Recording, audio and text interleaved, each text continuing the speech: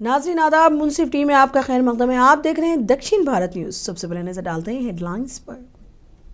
सुर्खियों को पेश करने में ताउन किया है डॉक्टर ऑर्थो ऑयल के साथ साथ डॉक्टर ऑर्थो कैप्सूल्स साथ लेना ना भूलें। कर्नाटक काबीना में रदोबद 20 रुकनी काबीना की तश्कील, 20 जेड जमीर अहमद खान और रिजवान अरशद भी शामिल।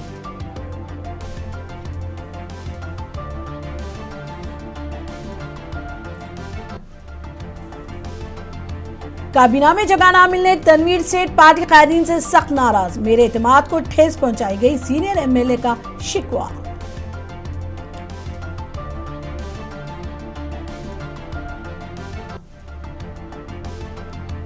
कावेरी पानी के तनाजे को लेकर तमिलनाडु हुकूमत सुप्रीम कोर्ट से रुजू, 36,000 मिलियन क्यूसिक पानी फराहम करने हुकूमत का मुतालबा।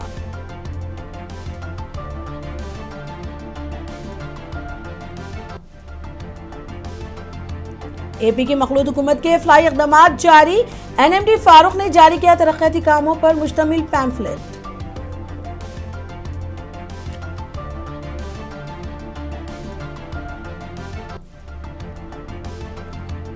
एक माह एक हल्का 4 दौरे प्रोग्राम के तहत कलेक्टर का दौरा पालनाडु, 200 से ज्यादा दरख्वास्तों की वसूली।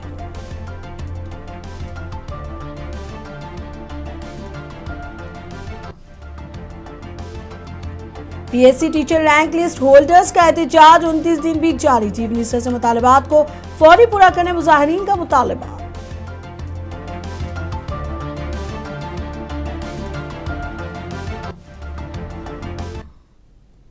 डीके शिव कुमार की काबीना में आज तोसी हो गई, जो गुज़िश्ता 2 माह से ज़ेर इल्तिवा थी। इस काबीना में 20 कायदीन को शामिल किया गया है, जिसमें बहुत से नए चेहरों को जगह दी गई है, जिनमें जात पात का खास ख्याल रखा गया है। ये तोसे कर्नाटक काबीना में साबिक दर्ज फेरिस्त कबाइल की बहबूद के वजीर बी नागेंद्र की वापसी की भी निशानदेही करती है। इसके अलावा अक़लियती कायदीन को भी काबीना में जगह दी गई, जिनमें BZ जमीर अहमद खान और रिजवान अरशद शामिल हैं। साबिक वजीर आला धर्म सिंह के बेटे अजय सिंह भी काबीना में जगह हासिल करने में कामयाब रहे।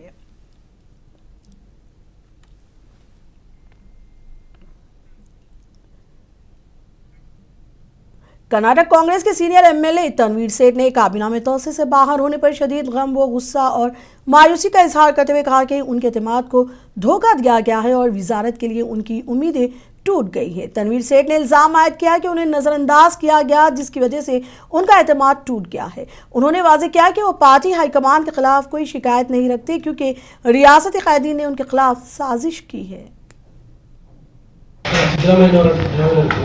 ಯಾರ ವಿರುದ್ಧ ಈಗ ಮಾತಾಡೋದು, ಅದಕ್ಕೆ ಕಾಲ ಬರುತ್ತೆ.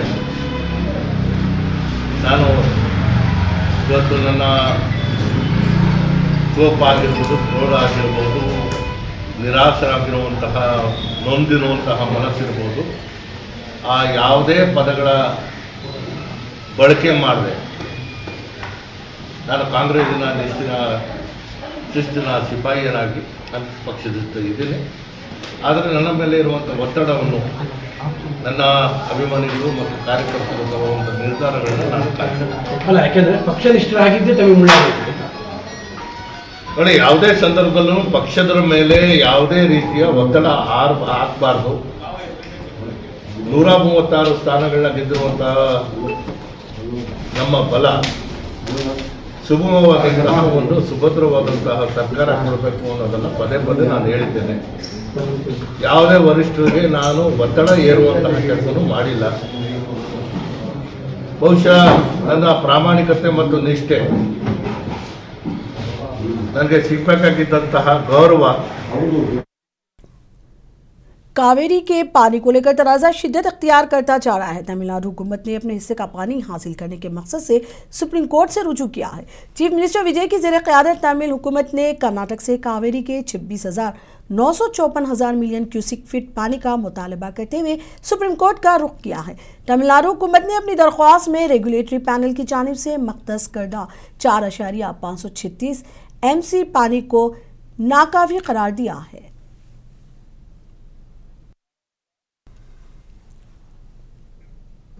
कावेरी के पानी को लेकर कर्नाटक और तमिलनाडु में सरगर्मियां काफी सरगर्म हो गई हैं। इस दौरान तमिलनाडु के सीपीआई लीडर वीरा पंड्यान ने आज एक प्रेस कॉन्फ्रेंस से खिताब किया। इस मौके पर उन्होंने कहा कि कानूनी तौर पर कावेरी के पानी से हमारा हिस्सा हासिल करने और अपने इत्तेहाद को जाहिर करने के लिए चीफ मिनिस्टर विजय को एक ऑल पार्टी मीटिंग बुलानी चाहिए। उन्होंने कहा कि ऑल पार्टी मीटिंग के जरिए मुतफ़क्का तौर पर इत्तेफाक राय पैदा करने और कानूनी तौर पर कावेरी के पानी के तमिलनाडु के हक महफूज करने की ज़रूरत है। காவிரி மேலாண்மை வாரியத்தின் வழிகாட்டலை எளிதில் கடந்து செல்கிற முயற்சியில் இன்றைக்கு கர்நாடக அரசு ஈடுபடுவது ஏற்புடையதல்ல. இயற்கையின் கருணையால் இப்பொழுது மழை பொழிகிறது. அணைகளுக்கு ஆபத்து என்கிற காரணத்தினால் நீரை திறந்து விடுகிறார்கள். தமிழ்நாட்டின் கோரிக்கையை ஏற்ற அல்ல, நீதிமன்றத்தின் வழிகாட்டுதலை ஏற்ற அல்ல. எனவே இது நல்ல முறை அல்ல. இது வெறும் குடிநீர் பிரச்சனை இல்லை, இரு மாநிலங்களின் உறவு சம்பந்தப்பட்டது, நமது தொன்மையான நட்பு சம்பந்தப்பட்டது. தமிழ்நாட்டில் இருப்பவர்கள் லட்சக்கணக்கான கன்னட மொழி பேசுகிற, தெலுங்கு மொழி பேசுகிற, கேரள மொழி பேசுகிற மக்கள் இருக்கிறார்கள். அவர்கள் அனைவரும் ஒரு குடும்பம் போல் வாழ்கிறோம். எனவே நீர் அனைவருக்கும் தேவை. தமிழ்நாடு எப்பொழுதுமே பெங்களூரின் குடிநீர் தேவைகளை கணக்கில் கொள்ளாமல் இல்லை, அதை நாம் மதிக்கிறோம். ஆனால் நீர் போதுமான அளவு நீர் இருக்கிற பொழுதே இல்லை என்கிற கர்நாடக அரசின் அந்த வாதங்கள் ஏற்புடையதல்ல. தமிழ்நாட்டிற்குரிய தண்ணீர் நெருக்கடி காலங்களில் நீதிமன்றத்தின் வழிகாட்டுதலின்படி வழங்க வேண்டும் என்பதில் இந்திய கம்யூனிஸ்ட் கட்சி உறுதியாக இருக்கிறது. கர்நாடகாவில் கூட்டப்பட்ட அனைத்து கட்சி கூட்டம் போல் தமிழ்நாட்டிலும் அனைத்து கட்சி கூட்டத்தை முதல்வர் கூட்ட வேண்டும். அதில் ஒரு आंध्र प्रदेश के रियासती कानून और अक़लियती बहबूद के वज़ीर NMD फारूक ने नंदियाल मंडल के कनाला गाँव में TDP कायदीन के ज़रिए तमाम मुनक़िदा एक प्रोग्राम में बतौर मेहमान ख़ुसूसी शिरकत की। इस मौके पर उन्होंने गाँव के हर घर में जाकर आवाम को मखलूत हुकूमत की तरफ से अपने 2 साला दौरे हुकूमत में नाफिज किए गए तरक्याती और फ़लाही प्रोग्रामों के बारे में बताया। उन्होंने मखलूत हुकूमत की फ़लाही स्कीमों और तरक्याती प्रोग्रामों की तफसीलात पर मुश्तमिल पैम्फलेट आवाम के हवाले किए और उनके मसाइल से बराह रास्त आगाह किया। इस मौके पर बात करते हुए NMD फारूक ने कहा कि हम अवाम से बराह रास्त बातचीत कर रहे हैं और ये मालूम कर रहे हैं कि हुकूमत की जानिब से नाफिज करदा फ़लाही स्कीमात किस तरह हर ख़ानदान तक पहुँच रही हैं।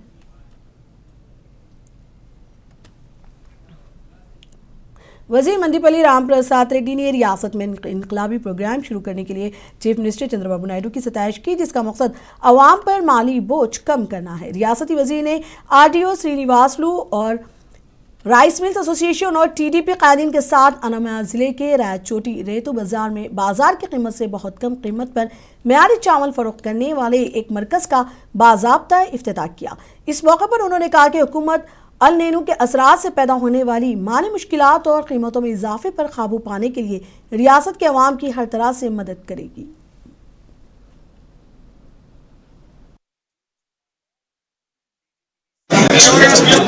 అందరికీ నమస్కారం. ఈరోజు పేద ప్రజలకు చాలా శుభదినం. ఎందుకంటే ప్రభుత్వం ఈ 2 సంవత్సరాలుగా పేదల కోసం ఎన్నో సంక్షేమ కార్యక్రమాలు ఇస్తూ ఉంది. ముఖ్యంగా సంక్షేమం అంటే గుర్తొచ్చే ముఖ్యమంత్రి గౌరవ ముఖ్యమంత్రి చంద్రబాబు నాయుడు గారు ఈరోజు రాష్ట్ర వ్యాప్తంగా పెన్షన్గా పేద ప్రజల కోసం రేషన్ షాపుల ద్వారా ఉచిత బియ్యం అందిస్తుండే ప్రభుత్వం ఈరోజు కూటమి ప్రభుత్వం. దాన్ని కూడా ఇంకా మెరుగైన సేవలు అందించేదానికి ఈరోజు ప్రభుత్వం ముందుకు రావడం జరిగింది. రాష్ట్రంలో ఉన్న మిల్లర్స్ ఎవరైతే ఉన్నారో వాళ్ళందరూ సహృదయంతో ఈరోజు ఉన్న కరువు పరిస్థితుల్లో వాళ్ళు బేరేజ్ వేసుకొని ముఖ్యమంత్రి గారితో అలాగే సివిల్ సప్లై మినిస్టర్తో వాళ్ళు సంప్రదించి మేము సైతం ఈ ఎలినో ప్రభావాన్ని తట్టుకునే విధంగా రాష్ట్రంలో ఉండే పేద ప్రజలందరికీ చేయూతనిస్తామని చెప్పడం చాలా సంతోషదగ్గ విషయం. एक माह एक हल्का 4 दौरे प्रोग्राम के हिस्से के तौर पर जिला कलेक्टर कार्तिका और government chief whip GV Anjaneyulu ने आज पालनाडु जिले के विनुकोंडा के वाई कन्वेंशन हॉल में अवाम से दरख्वास्तें वसूल की। इस मौके पर खिताब करते हुए कलेक्टर ने कहा कि विनुकोंडा में मुनक़िदा PGRS प्रोग्राम में 200 से ज़्यादा दरख्वास्तें मौसूल हुई। उन्होंने कहा कि ज़िला भर के लोगों को अपने मसाइल को ज़िला कलेक्ट्रेट तक ले जाने की ज़रूरत नहीं है। उन्होंने ये प्रोग्राम उठाया है कि वो अपने हलकों में शिकायत का इंतज़ाम करते हुए और दरख्वास्तें वसूल करते वक्त खुद लोगों के पास आएँ।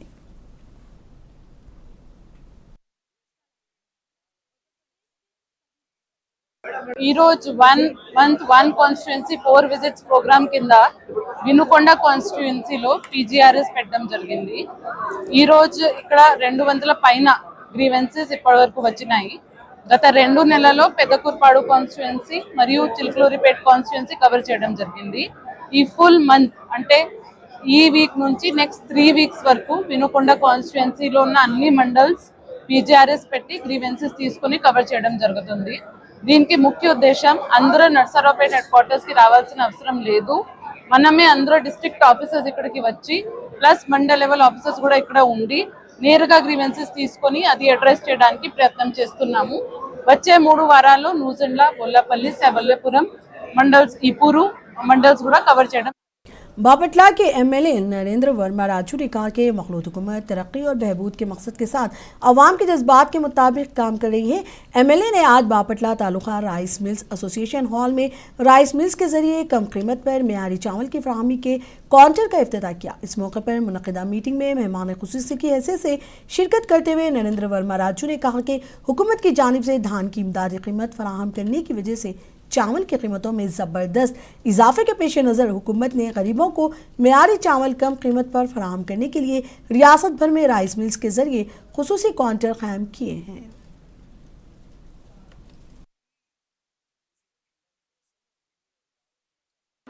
ఈరోజు ప్రజలకి రేట్లు బియ్యం పబ్లిక్ మార్కెట్లో పెరిగినందువలన రేట్లు తగ్గించి ప్రజలకి మంచి బియ్యాన్ని అందించాలి. బ్లాక్ మార్కెట్లో షాపుల్లో రేట్లు రోజు రోజుకి పెంచేయటం, ఆ పెంచడం వల్ల ప్రజలు ఏదైతే మధ్యతరగతి కుటుంబాలు, పేద కుటుంబాలు ఏవైతే ఉంటాయో ఆ బియ్యం కొనుక్కునే విషయంలో ఇబ్బందులు పడటం, అది ప్రభుత్వ దృష్టికి రావటం, నారా చంద్రబాబు నాయుడు గారు వెంటనే స్పందించటం, మనోహర్ గారిని పిలిచి దీనికి పరిష్కారం దిశగా రాష్ట్ర మిల్లర్స్ అసోసియేషన్తో మాట్లాడటం, ఆ మాట్లాడిన పిదప మేము ఏదైతే రిటైల్ మార్కెట్కి ఇస్తున్నామో అదే రేట్లకి సొంతంగా షాపులు పెట్టి ప్రజలకి అందించాలని నిర్ణయించటం. ఆ నిర్ణయంలో భాగంగా బాపట్ల జిల్లాలో 20 చోట్ల ప్రజలకి ఈ తక్కువ రేట్లకి ఈ స్టీమ్ బియ్యం కానీ రా రైస్ కానీ 8-10 రూపాయలు తక్కువకి అందించే విధంగా ఈరోజు ఇది ప్రారంభించడం.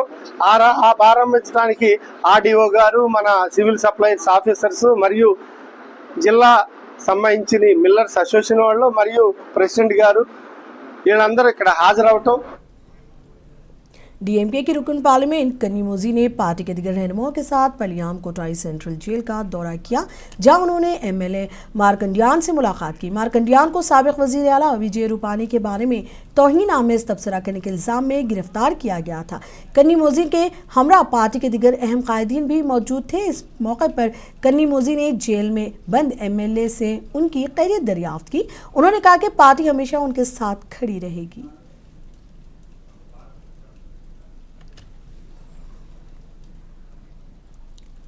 कर्नाटक और महाराष्ट्र में मौसलाधार बारिश की वजह से कृष्णा नदी में सैलाबी बहाव में इजाफा हो गया है। ओहदेदारों ने कहा कि श्रीसैलम आबी ज़खायर में 24 घंटों में 12.5 टीएमसी का सैलाब शामिल हुआ है। श्रीसैलम का ज़ख़ीरा हफ्ते की रात 66.983 टीएमसी से बढ़कर इतवार की शाम तक 79.45 टीएमसी हो गया है। वाज़ेह है कि श्रीसैलम में पानी की मुकम्मल सतह 885 फीट है, जबकि फिलहाल 849.70 फीट तक पानी भर गया है। इस दौरान जुराला प्रोजेक्ट के क्रस्ट गेट से 1,21,383 क्यूसिक पानी छोड़ा गया।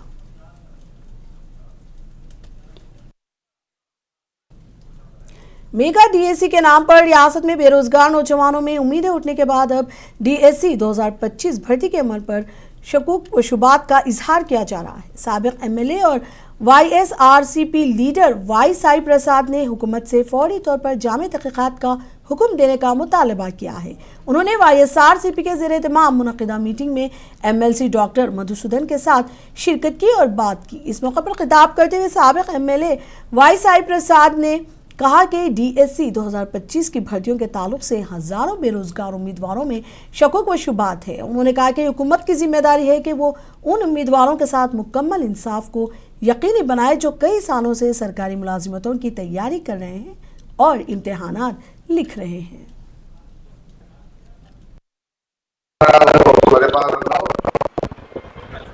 ఏది చెప్పినా అది జరుగుతూ ఉన్నది కూడా ఈ డిఎస్పీతో అర్థమవుతామని చెప్పేసి కూడా నేను చెప్పడం జరుగుతూ ఉంది. దాంట్లో పడుగు పన్నెండు గారితో కూడా మంచి ర్యాంకులు ఇచ్చినా కూడా ఆ డిఎస్సీలో మెరిట్ఫుల్గా ప్రకటించినా కూడా మెసేజ్లు పోయినా కూడా వాళ్ళకి ఉద్యోగాలు ఉండవు. ఏదన్నా దాని మీద అంతా కూడా జగన్మోహన్ రెడ్డి కంప్లైంట్ ఇచ్చిన విషయం కూడా అంతా తెలుసు. ఏదన్నా మనం ఏం చేస్తామంటే జగన్మోహన్ రెడ్డి కంప్లైంట్ ఇచ్చినా ఒక కార్యక్రమాల ద్వారా ప్రజలకు తెలియజేస్తాం. अल नैनो के बायस बारिशों की कमी की वजह से किसानों को तबाहकुन हालात का सामना करना पड़ रहा है। Doctor V Simati, director research NG रंगाजराई यूनिवर्सिटी ने कहा कि उन्होंने अनामया ज़िले का दौरा किया और मशवरा दिया कि किसानों को फसल बीमा ज़रूर लेना चाहिए। इस मौके पर उन्होंने मूंगफली और चारे समेत मुख्तलिफ फसलों का मुआयना किया। काश्तकारों से गुफ्तगू करते हुए उन्होंने कहा कि अल नैनो के असर के पेश नज़र कौन सी फसलें लगाई जाएं और लगाई गई फसलों के नुकसान से बचने के लिए इंश्योरेंस करवाना बहुत ज़रूरी है।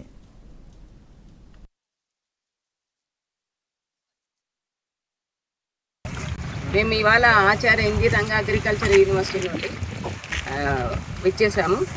నేను doctor B Sumathi, director of research అంటే పరిశోధన సంచాలకులు. ముఖ్యంగా ఈ ఏలినో నేపథ్యంగా మేము ప్రతి జిల్లాలోనూ Acharya NG Ranga agriculture university ఎలినో కంబ్యాక్ టీమ్ అంటే ఇలాంటి విపత్కర పరిస్థితుల్లో ఎలాంటి యాజమాన్య పద్ధతులు పాటించాలి అన్న దానిపైన ప్రతి జిల్లా తిరుగుతూ రైతులకి ఒక అవగాహన కల్పిస్తున్నాము. అందులో భాగంగానే ఇవాళ ఈ అన్నమయ్య జిల్లా విజిట్ చేయడం జరిగింది. ఇక్కడ ముఖ్యంగా మనం ఎంత పంట పడింది ఖరీఫ్ సీజన్లో అంటే 10% కన్నా ఎక్కువగా లేదు. ఎక్కువగా వర్షాభావ పరిస్థితులు ఉన్నాయి. అనుకున్న దానికన్నా వర్షం చాలా తక్కువగా ఉంది. కాబట్టి ఒకలాంటి కరువు పరిస్థితులను ఈ అన్నమయ్య జిల్లాలోని రైతులు ఎదుర్కొంటున్నారు. ఇలాంటి కండిషన్స్లో మనం ఎలాంటి యాజమాన్య పద్ధతులు పాటించాలి?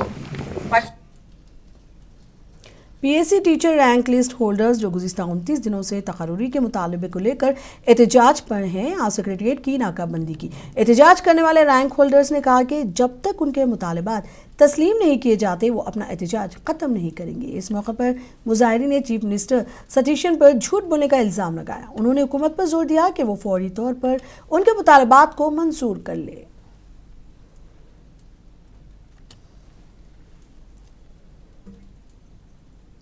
केरला रियासती रोड ट्रांसपोर्ट कॉरपोरेशन की एक बस पीर के रोज केरला के पालक्काड जिले में सड़क से फिसलकर खाई में गिर गई, जिससे कई मुसाफिर शदीद जख्मी हो गए।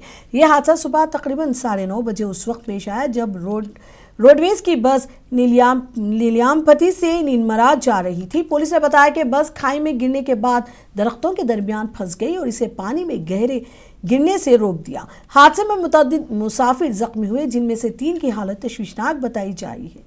पुलिस के मुताबिक जाए हादसे पर एक खातून बेहोश पाई गई, जिसकी हालत तशवीशनाक बताई जाती है।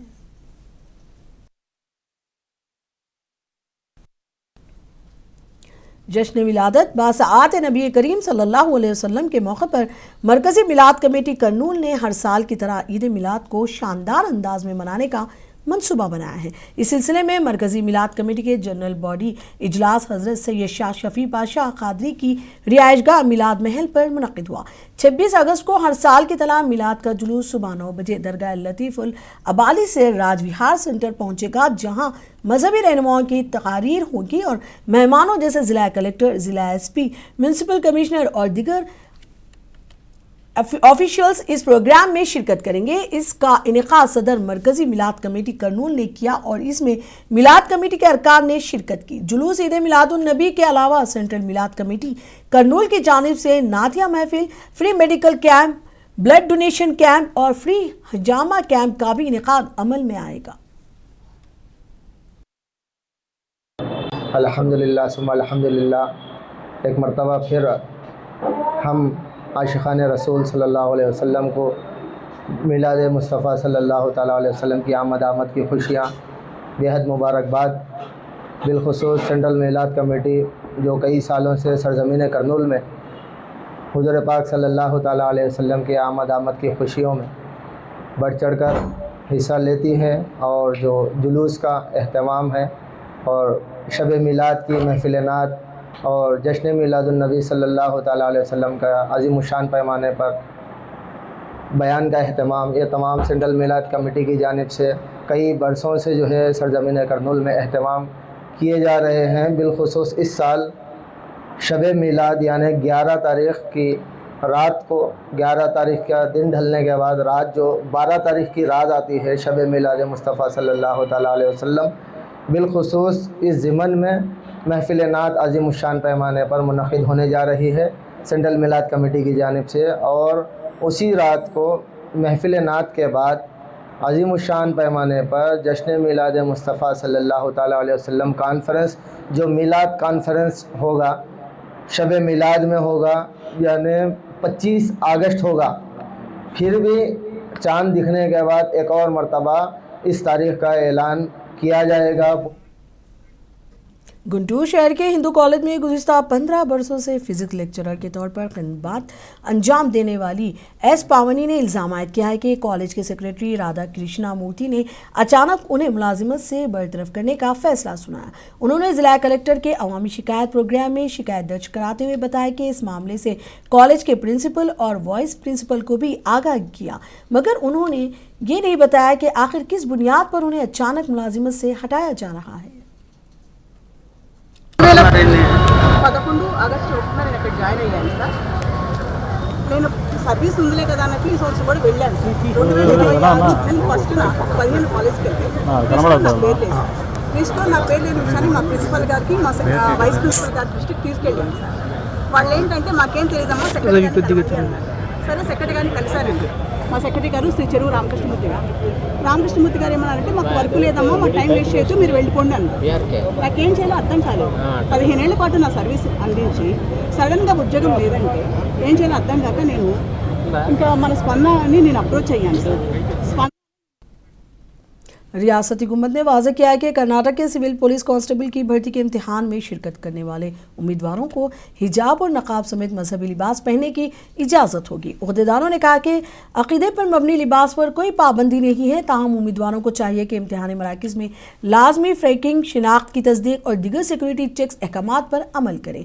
यह वजाहत भर्ती के इम्तिहान से कबल जारी की गई ताकि उलझनों से बचा जा सके। हुक्काम ने उम्मीदवारों को आसानी से तस्दीक के लिए जल्द पहुँचने की ताकीद की।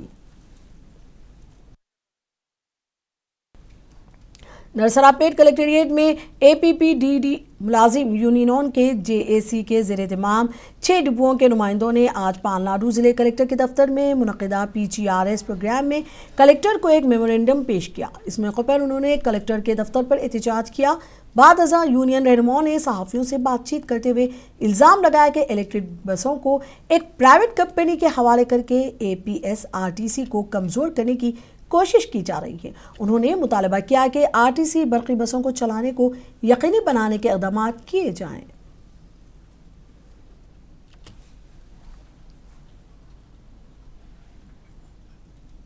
दक्षिण भारत न्यूज़ में अब तक के लिए इतना ही। मुझे दीजिए इजाज़त। आदाब।